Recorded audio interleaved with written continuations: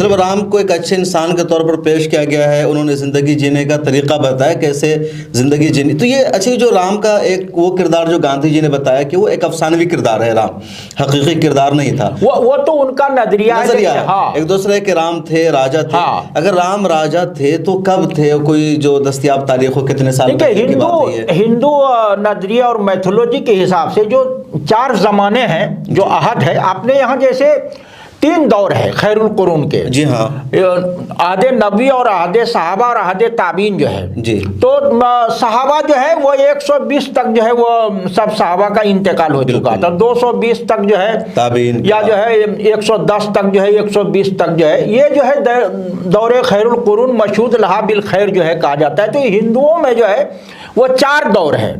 एक जो है सतयुग है, एक त्रेता युग है, एक द्वापर युग है, एक कलयुग है।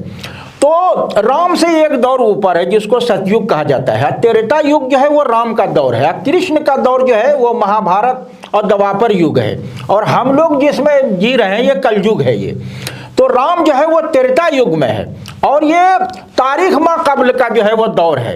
अच्छा, ये जो त्रेता युग है, जो राम का दौर था, जब से तारीख की शुरुआत हुई उससे पहले का दौर है। ये जो है तारीख के अहद से, मतलब तारीख 3 तरह से, एक तो जो ईसवी तारीख है, हाँ, जो हजरत ईसा अलैहिस्सलाम की विलादत से जोड़ा जाता है, हाँ, या फिर उसके बाद इस्लामी तारीख है, और कुछ तारीख दस्तयाब है माक़बल मसीह जैसे कहते हैं, तो उस तारीख से भी पहले ये है। ये माक़बल मसीह जो है, ये भारत में जो विक्रम सदी या कैलेंडर पंचांग जो माना जाता है, ये उसे ईसवी से भी बाद का है।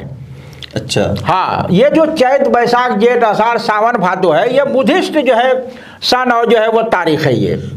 और ये जो पंचांग है, हिंदू पंचांग जो है वो उससे भी पहले है। तो इसमें जो है वो बहुत कुछ लिखा गया है, बहुत कुछ जो है बोला गया है। तो राम का दौर जो है ना वो त्रेता युग है, और सतयुग का मतलब होता है जहाँ सच ही सच हो, और त्रेता युग का मतलब है कि झूठ पर सच्चाई गालिब हो, और द्वापर युग का मतलब होता है कि सच और झूठ दोनों बराबर हो जाए। तो द्वापर जो है ना ये 2 पहर से है, जो दिन का जो बीच का हिस्सा होता है उसको 2 पहर बोला जाता है। तो वो द्वापर युग है, यानी सच और झूठ दोनों बराबर हो जाए। और कलयुग जो होता है ना, वो जो है झूठ जो है वो सच पे जो है गालिब आ जाता है। तो ये राम जो है उस दौर में है जबकि वो सच जो है वो झूठ पे गालिब है।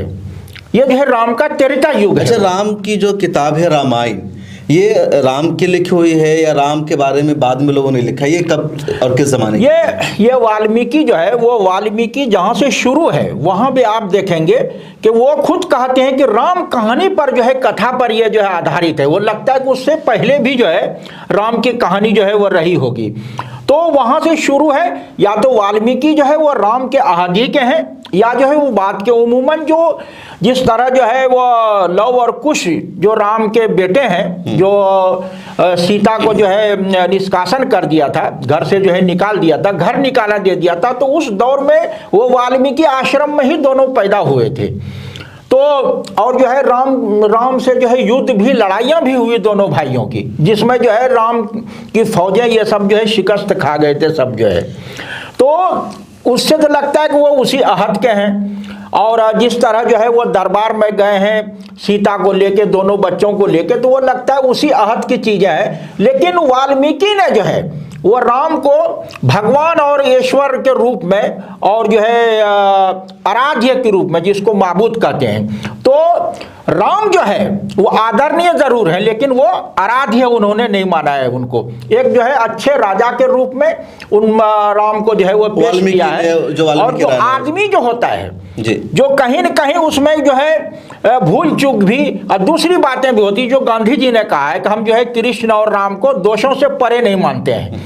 तो उसी तरह वाल्मीकि ने भी वो क्लियर करके जो है बता दिया है कि जो है जैसे बाली को जो है धोखे से जो है मारा गया, या जो है सीता निष्कासन जो है कि रावण के साथ जो है इतने दिनों के रहने के बाद जो है वो रखने के लायक नहीं है वो।